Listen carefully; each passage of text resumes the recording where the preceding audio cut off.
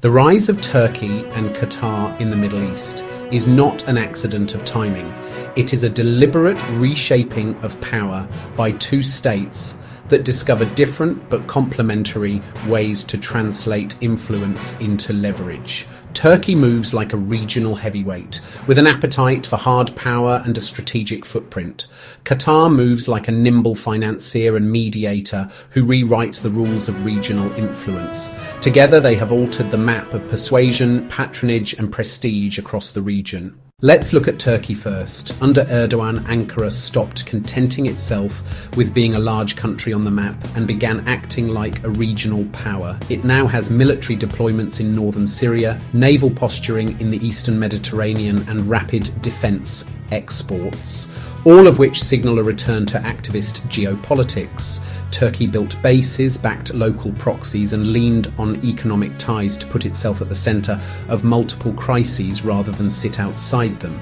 Now it has its eyes on the future of Gaza.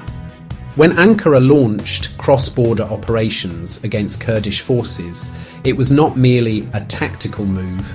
It was a message to capitals from Baghdad to Damascus that Turkey would defend perceived national interests with force and persistence, but Turkey paired force with strengthening infrastructure, airlines, construction firms, energy deals, and a web of economic agreements that make regional partnerships practical as well as political. Ports rehabilitated by Turkish firms, investment deals in African capitals, and reconstruction contracts in war-torn Syria turned Turkey's influence into recurring leverage. For example, when Turkish contractors rebuild a port or a highway, they create local constituencies who benefit from Ankara's involvement and thus lobby for continued cooperation. Qatar's ascent looks different but achieves many of the same ends. With a small population and outsized wealth, Doha invested in media, diplomacy and strategic patronage. Qatari-backed Al Jazeera transformed soft power into global visibility. Mediations in Gaza, Sudan, Lebanon and Afghanistan turned Doha into an indispensable mediator. Qatar's ability to open channels to divergent actors, from the United States to Hamas, from Iran to Western capitals, made it uniquely useful when others could not talk. Qatar married money to diplomacy. Investments, aid and development projects bought access.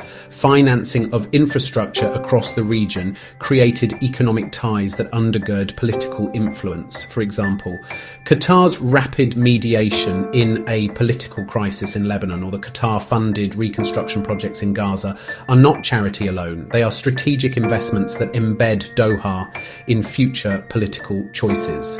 Together, Turkey and Qatar form a hybrid axis of influence, one that combines guns, boots and industry with broadcasters, bankers and back channels. Patronage networks, media narratives, reconstruction contracts and military deployments all intertwine. The lesson is stark. In the 21st century Middle East, power multiplies when states blend instruments, hard and soft, into coherent strategies. Turkey's footprint forces decisions, Qatar's purse and channels open doors. Their rise forces other capitals to balance, collaborate or compete in new ways, and it ensures that regional politics will be shaped as much by airlifts and investments as by armies and treaties. And